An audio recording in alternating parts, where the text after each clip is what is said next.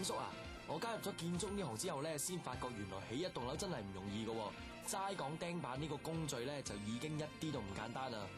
係啊，國強。不過我哋做得呢行咧，難幾都識做嘅，爭係爭在你做得夠唔夠好嘅啫。咁炳叔你就係老行專嚟㗎，不如你同大家講下點先算係優質嘅釘板施工程序咧？冇問題啊。不過國強你都入咗行一段日子，應該都學咗唔少嘢㗎啦，同我一齊講咧。好啊。嗱，咁要做到優質嘅樓宇咧，就一定要由正確嘅基本工序開始嘅。板模除咗要堅固、安全，能夠承受石屎結構物料嘅重量之外，更要承受到落石屎嘅時候嘅撞擊力同埋壓力。板模就等於倒模用嘅模具咁，目的係要令到倒模出嚟嘅產品，即係石屎，能夠合乎規格，達到業主嘅要求嘅。照咁講，如果要石屎合乎規格，咁板模本身就即係一定要合乎尺寸啦。明角、陰角就要企直，唔可以起級，又唔可以爆板，更加唔可以漏漿添。冇錯啦，咁樣拆板之後落出嚟嘅石屎就會啱尺寸，又平又企又直，又要啱曲，亦都唔會因為漏漿而搞到啲石屎有黃蜂竇，咁先至靚㗎。想靚叻，咁就梗係要揀啱工具啦。釘板嘅工具咧就包括有手錘、手鋸、鋸床、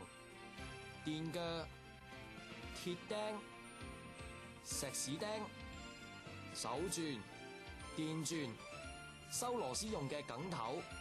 線稱、平水尺同埋清潔用嘅鏟。咁都未夠㗎，喺地盤進行釘板工程之前，仲有好多準備功夫要做嘅。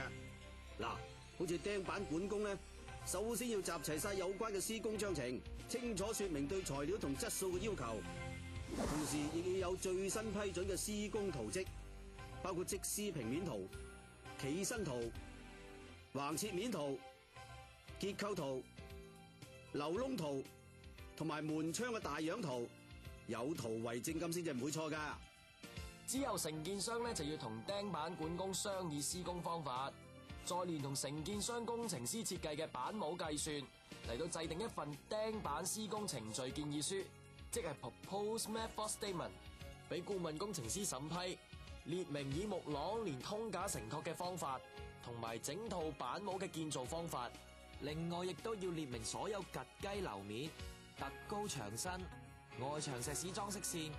同埋天面特殊設計，即係 roof features 等等大樣同埋施工方法至得噶。由於牆身、樓面、震、窗台同冷氣機位都有唔同要求嘅拆板期，所以承建商就要根據施工章程嘅拆板期嚟預計板料嘅數量。而窗台同冷氣機位等嘅趷雞樓面用嘅板模就要預多幾套啦。另外板模配套都好重要噶，